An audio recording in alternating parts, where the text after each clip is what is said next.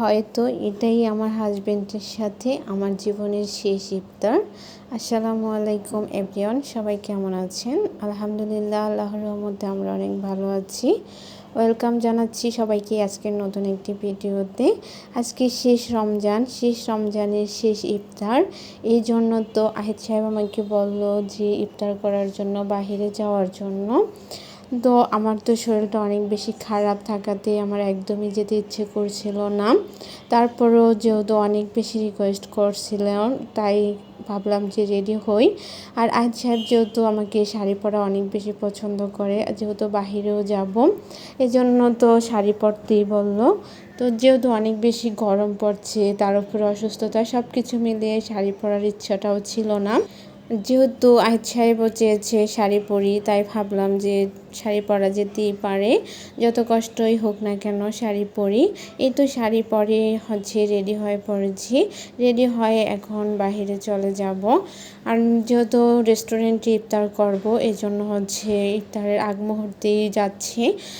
তাড়াতাড়ি করে যেতে হবে, যেহেতু ইফতারের মাত্র 20 মিনিট বাকি ছিল। খুব তাড়াহুড়া করে বাসা থেকে বের হয়ে পড়েছি এখন। এই তো বের হয়ে চলে যাব এখন কলেজ গেট রাস্টিক লাউঞ্জে। আমার ইচ্ছা ছিল যে ইফতার করার, তো যে কথা সেই কাজ, আমিও চলে আসলাম রাস্টিক লাউঞ্জে। আর রাস্টিক লাউঞ্জে এসে আমরা কিছু সময় বসেছিলাম। আর খাবার তো অর্ডার করে দিয়েছি। খাবার অর্ডার করে দিয়ে কিছু সময় আমরা দুজন অনেক বেশি গল্প করতেছিলাম। কেন জানি মনে হচ্ছে অনেক বেশি মনটা খারাপ লাগতেছিল যে এটাই কি হবে আমার জীবনের শেষ ইফতার আমার হাজবেন্ডের সাথে। আমি কি আর কখনো ওর সাথে এভাবে ইফতার করতে বাহিরে যেতে পারবো? শুধু এই বিষয়টার জন্য না, অলওয়েজ আমার মনে হয় যে আমি কি মা হওয়ার জার্নিতে জয়ী হতে পারবো? আমি কি আমার সন্তানকে ভালোভাবে সুস্থ মতো পৃথিবীতে আনতে পারবো? এমনকি আমি কি আমার সন্তানকে, স্বামীকে নিয়ে হ্যাপি হতে পারবো? এসব অনেক কথাই মনে পড়ে। জানি না কার কার এরকম মনে হতো, আমার তো এসব কথা অনেক বেশি মনে পড়ে।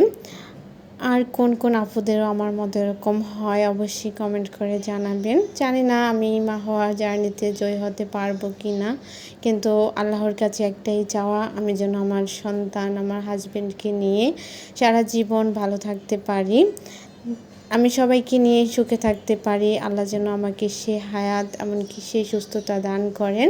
সবাই আমার জন্য দোয়া করবেন। আর এই তো এখানে আমরা তো কিছু সময় বসেছিলাম, ভিডিও করলাম, তারপরে দুজন মিলে অনেক সুন্দর কিছু ছবি তুললাম। তো সব শেষে এখন ইফতার করার সময় হয়ে গেল।